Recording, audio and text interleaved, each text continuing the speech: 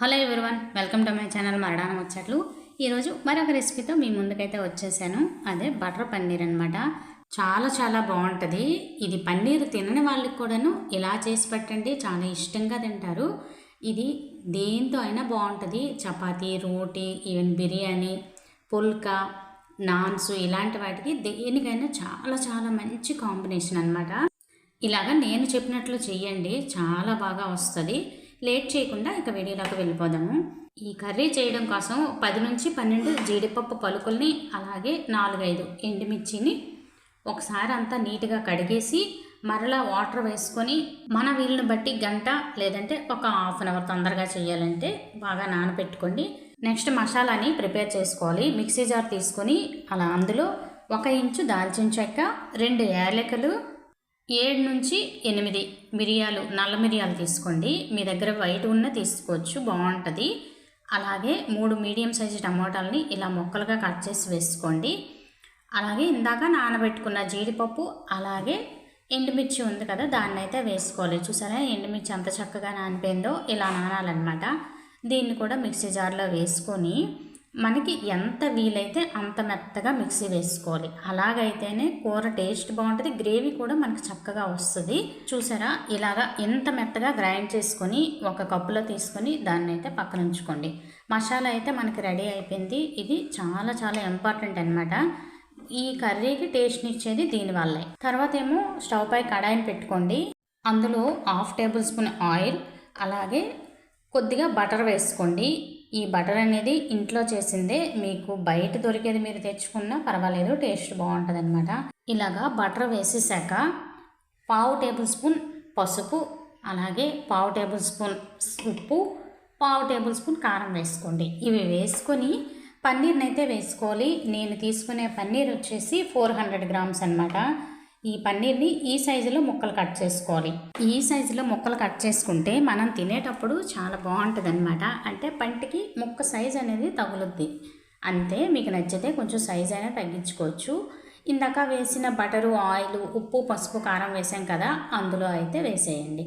వేసేసి పన్నీర్ని ఎప్పుడు కూడాను ఎక్కువగా ఫ్రై చేయకూడదు. అలాగే సిమ్లో కంటేను ఐ ఫ్లేమ్ మీదే మనం ఫ్రై చేసామనుకోండి సాఫ్ట్గా ఉంటుంది అనమాట ముక్క. అదే లో ఫ్లేమ్ మీద చేసామనుకోండి ముక్క గట్టిగా వస్తుంది. అందుకు ఐ ఫ్లేమ్ మీద పెట్టుకొని కొద్దిసేపే ఫ్రై చేయండి, ఎక్కువగా కూడా కుక్ చేయకండి. ఇలాగా ఫ్రై అయిపోయిన తర్వాత మంటను తగ్గించేసేసి పన్నీర్ ముక్కలను అయితే వేరొక ప్లేట్లోకి తీసుకోండి. మరలా అదే కడాయిని అయితే పెట్టుకోండి. అదే కడాయిలో 2 టేబుల్ స్పూన్ ఆయిల్ వేసుకోండి. అలాగే కొద్దిగా ఎక్కువగానే బటర్ అయితే వేసుకోవాలి. ఒక 2 టేబుల్ స్పూన్ల వరకు బటర్ వేసుకోండి.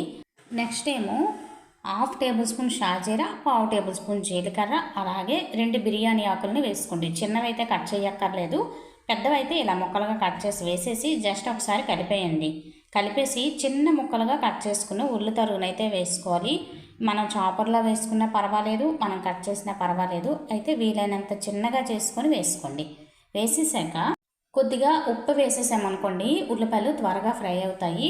అయితే ఈ ఉల్లిపాయలు గోల్డెన్ బ్రౌన్ కలర్లోకి వచ్చేయాలి. ఉల్లిపాయలు బాగా వేగిపోవాలన్నమాట. అప్పుడే మనకి గ్రేవీ లాగా తయారవుతుంది. చూసారా వీడియోలో చూపించినట్టు ఇలా ఉండాలి. ఇలా వేగిపోయిన తర్వాత 1/2 టేబుల్ స్పూన్ అల్లం వెల్లుల్లి పేస్ట్ వేసుకోండి. అయితే ఈ అల్లం వెల్లుల్లి పేస్ట్ అనేది ఫ్రెష్గా ఉండేది వేసుకుంటే టేస్ట్ అయితే ఇంకా బాగుంటుంది. ఇది కూడా ఆయిల్లో పచ్చివాసన పోయేంత వరకు ఫ్రై చేసుకోవాలి. ఇలా బాగా ఫ్రై అయిపోయిన తర్వాత ఇందాక మనం పేస్ట్ చేసుకున్న మసాలా పేస్ట్ని అయితే వేసేయాలి. అదే టమోటా పేస్ట్ని వేసేయండి. టమోటా పేస్ట్ కూడా ఆయిల్లో చక్కగా వేగిపోయి ఆయిల్ అనేది తేలిపోవాలి. ఇలాగా 5 నిమిషాల వరకు ఫ్రై చేసామనుకోండి. చూసారా నేను వీడియోలో చూపించినట్లు ఇలా ఆయిల్ అనేది పైకి తేలిపోద్ది. అంతవరకు మనం ఫ్రై చేయాలి. ఇలా ఫ్రై చేసిన తర్వాత కొంచెం ఉప్పు వేసుకోండి. అంటే ఆల్రెడీ మనం ఉల్లిపాయల్లో వేసాము, చూసుకొని వేసుకోండి. అలాగే 1/2 టేబుల్ స్పూన్ పసుపు, 1/2 టేబుల్ స్పూన్ కారం వేయండి. ఇందాక నానబెట్టిన ఎండుమిర్చి వేసాం కదా, చూసుకొని కారం వేసుకోండి. ఇలా కారం వేసేసాక మొత్తం అంతా ఒకసారి మిక్స్ చేయండి. అంటే ఈ కారం అనేది ఈ టమాటా పేస్ట్కి చక్కగా పట్టేయాలి. అలాగా ఫ్రై చేయాలన్నమాట. 1 నిమిషం పాటు ఫ్రై చేసిన తర్వాత కొద్దిగా వాటర్ అయితే వేసుకోండి. అంటే మన గ్రేవీ కన్సిస్టెన్సీకి తగ్గట్టు వాటర్ వేసుకోండి. సుమారు 300 ml వాటర్ అయితే పడుతుంది. ఆ వాటర్ వేసేసి మరలా అంతా ఒకసారి కలిపేసి ఉప్పు అలాగే కారం చెక్ చేసుకోండి. ఏమైనా సరిపోకపోతే అడ్జస్ట్ చేసుకోవచ్చు. ఇలా మొత్తం అంతా కలిపేశాక ఇందాక ఫ్రై చేసి పెట్టుకున్న పన్నీర్ ముక్కలు ఉన్నాయి కదా, వాటినైతే వేసుకోండి. ఈ పన్నీర్ ముక్కలన్నింటినీ వేసేసాక జస్ట్ ఒకసారి కలపండి అంతే. ఎక్కువగా కలిపామనుకోండి విరిగిపోతాయి. ఇలాగా ఒకసారి కలిపేసి మూత పెట్టేయండి. 5 నిమిషాల తర్వాత మూత తీస్తే ఆయిల్ చూసారా పైకి తేలుతుంది. ఇలాగా తేలాలన్నమాట. ఇలాగా తేలిన తర్వాత 1/2 table spoon chicken masala, 1/4 table spoon garam masala, 1/2 table spoon ధనియాల పొడి, అలాగే ఫైనల్గా కొద్దిగా కొత్తిమీర వేసేసి మొత్తం అంతా ఒకసారి కలిపేయండి. కలిపేసి 1 నిమిషం పాటు సిమ్లో పెట్టుకొని అలా ఉడికించుకోండి. 1 నిమిషం తర్వాత స్టవ్ ఆపేస్తే చక్కగా పన్నీర్ బటర్ మసాలా తయారైపోయింది. చూసారా ఎంత బాగుందో. మన గ్రేవీ కన్సిస్టెన్సీ కూడాను ఇలా ఉంటేనే బాగుంటుంది అనమాట. ఇది దేంతో తిన్నా చాలా చాలా బాగుంటుందండి. దీంతో అనేదానికంటేను దేంతోనైనా బాగుంటుంది. రైస్ ఐటమ్స్ అయినా అలాగే రోటీ ఐటమ్స్ అయినా దేంతో తిన్నా చాలా చాలా బాగుంటుంది. టేస్ట్ అయితే ఇక మాటలు రావన్నమాట. చాలా చాలా బాగుంటుంది. ఇంట్లో వాళ్ళైతే చాలా ఎంజాయ్ చేస్తూ తింటారండి. అంత బాగుంటుంది. ఇలాంటి ఇంత మంచి రెసిపీని మరి లేట్ చేయకుండా మీరు కూడా ట్రై చేయండి. ట్రై చేసేసి మీకు ఎలా వచ్చింది అనేది కామెంట్లో కామెంట్ చేయండి. అలాగే కొత్తగా నా ఛానల్ ఎవరైనా చూస్తున్నట్లయితే ప్లీజ్ సబ్స్క్రైబ్ చేసుకుని ఒక లైక్ చేయండి.